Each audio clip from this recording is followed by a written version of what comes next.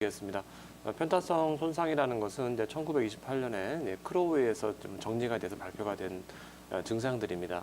교통사고를 당하고 나서 아주 다양한 증상들을 호소하게 되는데 일반적인 그냥 통증이나 이런 감각장애 말고도 뭐 두통이나 어지럼증, 메스꺼움 이런 것들을 호소를 하게 되는데 이런 호소들을 조사를 해보니까 단순히 이제 처음에는 이제 보험회사 관계자들은 이렇게 생각을 했습니다.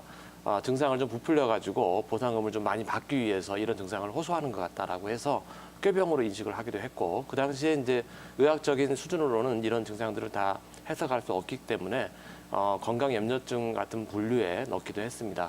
그런데 실제 이제 쭉 그 후에 이제 연구가 계속이 돼서 증상들을 축적을 하다 보니까 이거는 그냥 단순히 보상을 많이 받기 위해서 호소하는 증상들이 아니다라는 게 이제 밝혀졌고, 또 대표적인 이제 연구로는 우리가 이제 교통사고가 나서 환자들이 아픈 증상을 호소하고 그 후에 이제 법적인 소송을 통해서 보상이 다 이루어진 2년 후에 그 환자들을 다시 또 추적을 해서 증상들을 조사를 했습니다. 근데 약 한 45%에서 예전에 받았던 그런 다양한 증상들을 계속 가지고 있는 것을 볼 때 이 편타성 손상은 단순한 그냥 꾀병이 아니고 진짜로 이제 환자들이 호소하는 그런 증상이 많습니다. 그리고 이런 증상들이 이제 연구가 계속되어서 2001년도에 캐나다 퀘벡에서는 이제 교통사고 가이드라인을 제시하였고 이제 이후로 전 세계적으로 이 가이드라인을 따라서 이제 진단을 하고 있습니다. 아까 말씀해주셨던 이제 엑스레이로 진단이 가능한가라는 그 질문에 대해서는 우선은 이제 자세하게는 알 수가 없습니다. 엑스레이만 가지고는. 그래서 여러 가지 다양한 증상이나 소견들을 다 들어봐야 진단할 수 있겠습니다. 그렇다면 영상기기 촬영이 필요한 경우에는 어떤 경우가 될까요? 네, 우선 이제 엑스레이에 대해서 간단히 좀 설명을 드리겠습니다. 엑스레이는 큰 장점이 있어요. 우선은 이제 찍기가 편리하고 또 비용이 저렴하고 또 그거에 비해서 우리 구조물에 대해서 해부학적인 구조물들 바로 짧은 시간 내에 바로 알아낼 수 있는 저는 장점이 있습니다.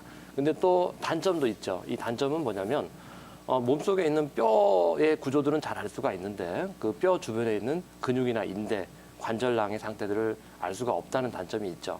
근데 또 하나 좀 여기서 고려해야 될 거는 교통사고로 인해서 특히 이제 편타성 손상 같은 경우에 주로 통증을 유발하는 그런 통증을 유발하는 조직들은 근육이나 인대, 이제 관절낭이라는 거죠. 그래서 이 엑스레이가 이런 그 근육이나 인대, 관절낭의 상태를 보여주지는 못하지만 그래도 이제 필요한 이유는 우리가 이제 뼈에 미세 골절이 있거나 이제 관절이 이제 탈구가 돼서 위치가 이제 변경이 됐을 때는 이 엑스레이로 잘 알 수가 있습니다. 그래서 엑스레이를 이제 찍어야 되는 경우도 발생하게 됩니다. 저희는 계속해서 교통사고 후유증에 대해서 이야기를 나눠볼 텐데요. 엑스레이 촬영을 권고하는 경우와 유보하는 경우 표와 함께 살펴볼까요? 네, 아까 말씀드렸던 이제 엑스레이를 이제 당장 찍어야 되는지 아니면 조금 이따가 찍어도 되는지 하는 이제 구분에 대해서 이제 캐나다에서 만든 이제 간단한 이제 표를 보면서 설명을 좀 드리겠습니다. 빨리 지금 이제 교통사고가 났을 때 바로 엑스레이 촬영을 해야 될 경우를 먼저 말씀을 드리겠습니다. 이제 환자가 65세 이상이 넘었을 때, 그다음에 그 교통사고 당시 이제 충격할 때 그 속도가 100km가 넘거나 차량이 전복이 되거나 또 그 안에 있던 승객이 밖으로 튀겨나왔을 때 이럴 때는 이제 바로 엑스레이를 촬영해야 되고, 또 이외에 자전거를 타고 가시다가 이제 차량에 부딪혀서 난 사고라든가 또 다치고 나서 사지에 이제 팔다리나 이런데 감각에 문제가 생기는 경우에는 빨리 엑스레이를 찍어 봐야 됩니다. 그리고 이제 다른 경우죠. 좀 엑스레이 촬영을 좀 이따가 해도 되는 경우에는 그냥 단순한 이제 후방 충돌을 당해서 단순하게 경미하게 다치신 경우, 아니면 교통사고가 나고 나서 뭐 4, 5일 이후에 뭐 일주일 이후에 나타나는 그런 단순한 목의 통증 같은 경우는 그냥 지켜보셔도 되겠고, 그다음에 이제 경추 가운데 그 긴장감이 없는 그런 단순한 통증 같은 경우도 조금 지켜봐도 괜찮고요. 고개를 45도 왼쪽 오른쪽 이렇게 돌릴 수 있을 때는 당장 엑스레이 촬영을 안 해도 되겠습니다. 이렇게 해서 이렇게 한 3, 4주 정도 보존 치료를 하신 후에 그래도 이제 통증이 계속 지속이 되면 그때 한 번은 이제 엑스레이 찍어보는 것도 좋다고 생각이 됩니다. 네, 그리고 저희가 사진을 준비했는데요. 이 사진은 어떤 사진들인가요? 네. 우선 이제 그 골절이 생겨서 나타나는 사진들을 이제 모아봤는데요. 그 사진을 보면 맨 왼쪽 사진을 보면 가장 위쪽은 이제 두개골이 있고요. 그 밑으로 이제 좀 경추가 있는데 그 빨갛게 된 부분 중에 좀 뼈 조각이 나서 뒤로 좀 밀려 있죠. 이런 건 이제 골절이 돼서 이렇게 뒤로 뼈가 밀려난 거고, 가운데 사진을 보시면 요거는 이제 경추를 그 위에서 아래로 찍은 사진인데요. 왼쪽 그 화살표 방향에 이제 보면 뼈가 이렇게 좀 어긋나 있죠. 이것도 역시나 이제 골절이 일어나서 저렇게 된 겁니다. 오른쪽 사진을 보면 우리 경추를 옆에서 측면에서 찍은 건데 그 쭉 보시다 보면 그 오른쪽 화살표 쪽에 보면 극돌기라고 그럽니다. 그 목 뒤쪽으로 나오는 이제 뼈가 있는데 그 뼈에 이제 이렇게 어긋나 있죠. 그 부분이 이제 골절이 된 겁니다. 이 사진상 엑스레이상으로 보면 그냥 단순하게 그냥 뼈가 골절이 된 것 같지만 사실은 저 정도 골절이 되면 그 주변에 있는 신경이나 이런 다른 인대들이 굉장히 많이 손상이 됐다라는 거를 이제 참고적으로 아셔야 됩니다. 네요. 임재 원장님, 한약 중에서 어떤 약재가 이런 치료 효과에 좋을까요?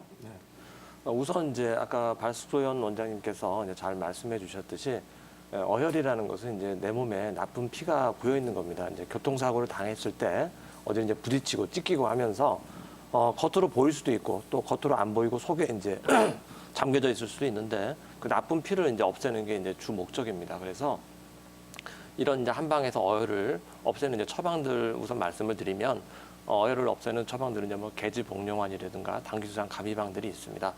이런 처방에는 주로 약재들이 이제 어떤 약재들이 들어있냐면 이제 당귀, 이제 홍화, 소목 같은 약재들이 주로 들어있어서 내 몸속에 있는 나쁜 피, 그 어혈들을 빨리 제거시켜주는 그런 효능을 갖고 있습니다. 또 그 외에 이제 긴장을 해서 근육이 뭉쳐가지고 각종 통증을 유발을 하게 됩니다. 그래서 이런 거를 이제 푸는 약을 한방에서는 이제 석영 활락약이라고 합니다. 그래서 그런 처방들로 보면 이제 활락탕이나 갈근탕 같은 처방들이 있습니다. 그 처방 그 구성 약물들을 보게 되면 뭐 계지나 백작약, 이제 갈근 같은 약재를 써서 이런 근육을 풀어주고 소통시켜주는 역할을 합니다. 그 외에 이제 또 하나는 교통사고를 당했을 때 많이 놀라고 굉장히 충격을 받아서 밤에 잠도 못 자고 밤에 불안하고 또 급성 스트레스로 인해서 운전대를 잡기 싫어서 한동안 운전을 못 하게 되는 그런 경우도 발생을 하게 됩니다. 이때는 이제 마음을 안정시켜주는 약을 써야 됩니다. 그래서 그런 약들은 이제 뭐 규비탕이라든가 온담탕 같은 약재를 씁니다. 그리고 거기에 포함된 약재들을 보면 주로 이제 향부자라든가 시호, 산조인 같은 약재들이 이제 들어있어서 마음을 안정시켜주고 불안감을 없애주는 그런 효능을 주게 됩니다. 네, 안녕하세요. 네. 더 말씀을 좀 궁금하신 거 있으시면 더 말씀을 한번 해주십시오. 네, 그 봄침이 침은 잘 안 맞아봤거든요. 네. 그거 또 잘못 맞으면 또 어떻게 잘못된다는 소리를 내가 들어가지고 네. 겁이 많아가지고요. 네네네. 근데 그 봉침에 대해서 좀 말씀을 드리겠습니다. 네. 그 봉침은 예전에는 그냥 민간에서 시술을 할 때는 직접 이렇게 벌을 잡아가지고 사람 피부에다 네. 이렇게 놓는, 우리 자연에서 벌 쏘이는 것처럼 이렇게 놓고 그랬는데 그건 네. 상당히 이제 좀 위험한 방법일 수 있습니다. 왜냐하면 이 네. 벌마다 이 독이 센 벌도 있고 독이 좀 약한 벌도 있고, 근데 문제가 되는 네. 경우는 이제 독이 센 벌에 몸에 맞았을 때는 몸에 이제 견딜 수가 없어서 이제 큰일이 나는 경우도 있고, 또 체질적으로 알레르기가 이제 있어서 그런 봉독에 이제 민감하신 분들은 이제 샥이 일어나서 또 생명에 위험을 줄 수가 있습니다. 그래서 이제 한의사들이 쓰고 있는 봉침은 실제로 이제 벌에서 그 철판에다 이제 벌을 쭉 깔아놓고 철판에 이제 전기자극을 줍니다. 그러면 이제 벌들이 놀래가지고 거기에 이제 그 봉독액을 다 이렇게 뿜어내요. 그러면 이제 그 봉독액이 뿜어낸 거를 이제 우리가 가공 처리해서 이제 액체로 만들어가지고 우리가 이거를 이제 농도를 정할 수가 있습니다. 그 환자의 이제 상태에 따라서 체격이 어떻게 크고 작고 또 연령이 어떻게 되시는 거에 따라서 환자분에 맞는 농도를 정해서 거기에다 이제 주사를 하기 때문에 실제로 이제 한의원에서 맞게 되는 봉독은 생각보다는 굉장히 안전한 그런 약입니다. 또 이 봉독을 시술할 때는 대부분 이제 미리 이제 테스트를 합니다. 그래서 아주 소량을 놔서 이제 그 피부 반응을 보고 시술을 하기 때문에 그렇게 우리 시청자님께서 걱정하시는 것처럼 이렇게 두려워하지 않으셔도 됩니다.